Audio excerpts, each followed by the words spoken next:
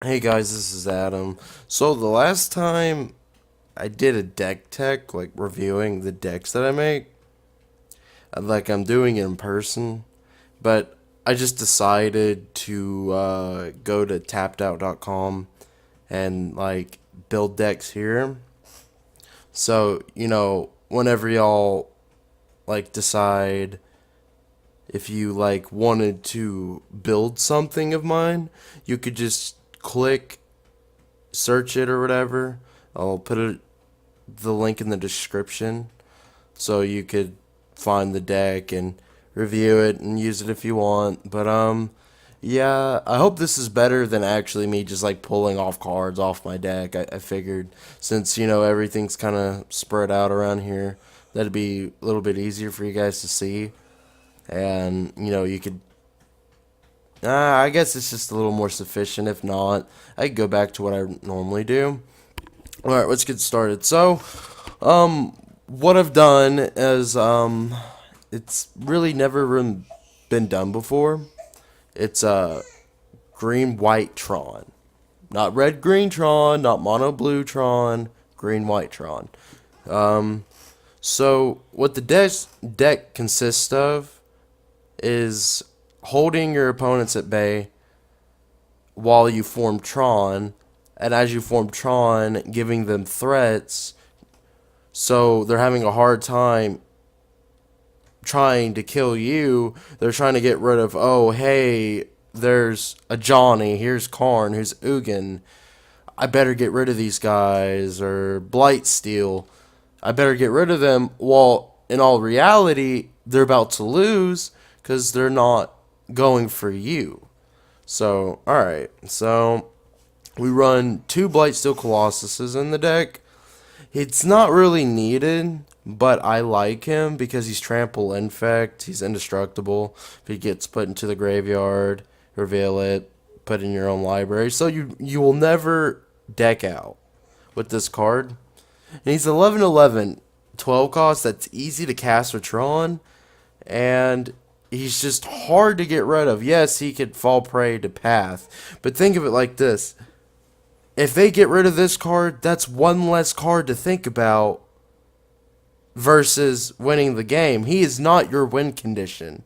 He's just fun to play, and if he actually manages to get through, you win the game because of that infect. He's just really hard to get rid of. We got two Eldrazi displacers, and this is where the white comes in. Because of course you need white to cast it. But you can blink a creature. So you could blink their creatures, you can blink your own from dying, so you could blink Blightsteel.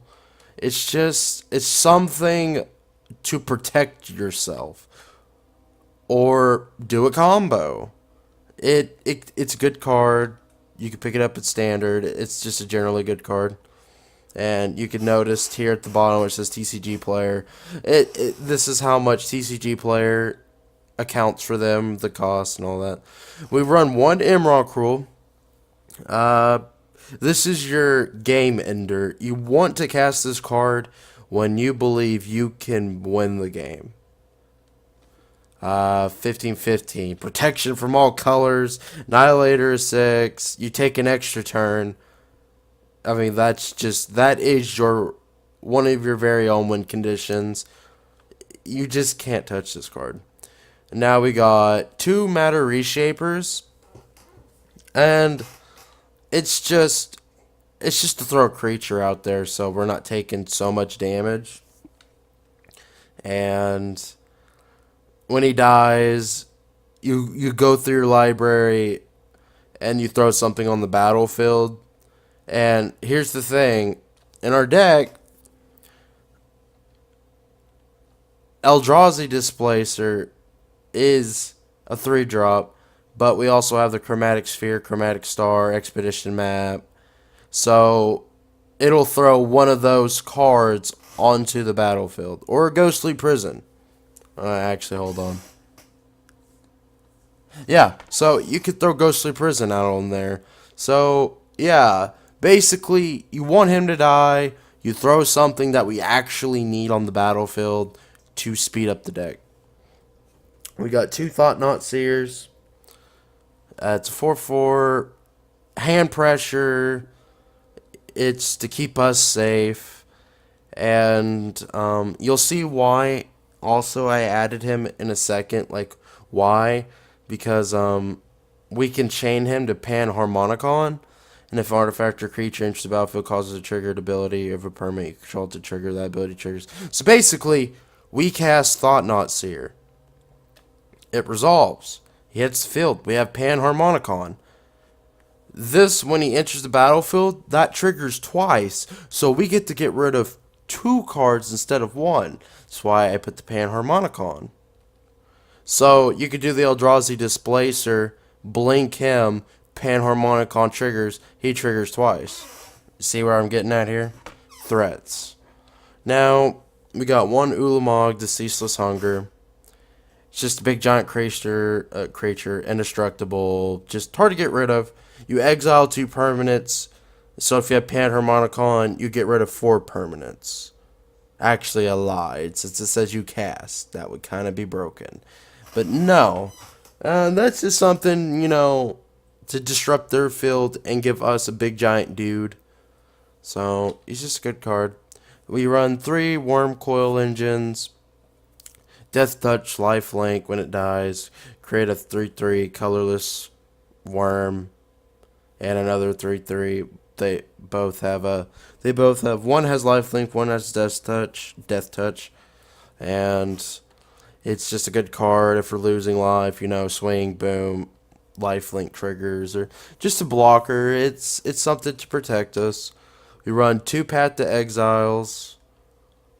Run 4 forests, 4 plains, 3 Urza Mines, 3 Urza Power Plants, 4 Urza Towers, and when you get all 3 of these onto the field, you form Tron. So, it says right here, add 1 to your mana pool if you control an Urza Mine, and Power Plant, add 3. That would add 2, and that would add 2. We run 3 Ancient Stirrings, 1 green. Look at the top 5 of your library. Reveal a colorless card from among them and put them in your hand. Put into your hand and put the rest on the ball of your library in any order. So, that's what speeds up our deck. We got the Sylvan Scrying, so we can go search for Urza lands. We got the Ghostly Prison. Creatures can't attack you unless they control the pace 2, so we run 3, get all 3 on the field, 6 mana just to swing at me. Boo-hoo. Ha ha ha. Can't kill me unless you got that mana. So we run Chromatic Sphere, 1 drop, pay 1, sacrifice it, draw a card, and add 1 mana of any color. You're going to want to prefer green, so you can try and get the Ancient Stirrings or Sylvan Scrying off. Chromatic Sphere, same concept. Expedition Map, 1, pay 2, tap it, sacrifice, search for a land card in your library, put it in your hand, well, reveal it and then put it in your hand. So that's the fetch for also land, preferably Urza's. We got the Panharmonicon. If an artifact or creature entering the battlefield calls the triggered ability of a permanent you control the trigger, that ability triggers an additional time. So like I was saying about Thought Knot triggers, that's just another win condition. You could mill them to death with that. Now, here's a Johnny, and this is, I was running Elspeth Night Errand in it, but I took her out because she just don't fit it. She's not the hugest threat, and then I came across a Johnny, and I was thinking, why would I put a Johnny in here, and that +1's going to get annoying, or that -1 to give Wormcoil, Thought Knot, or Matter Reshaper, +1/+1, and they gain Vigilance. I mean, come on. And that -6, it's not necessary, but if you could do it, it's funny. Do it, why not? It stalls. Now we run 2 Karns, a staple to Tron, and then we run 2 Ugins, and another staple to Tron. It's just, you got so much stuff you can do in this deck, and this is why I'm running the white, is so you can keep your opponent at bay, and giving them super huge threats. While in all reality, you're wanting them to do that to buy you some time. That's why I'm putting the white in it versus the red. I just think that white's a strong color in modern format, and why not put it in Tron? You got the mana to cast. But yeah, guys, tell me what you think. This is my green white Tron deck tech, and I'll see you guys next time.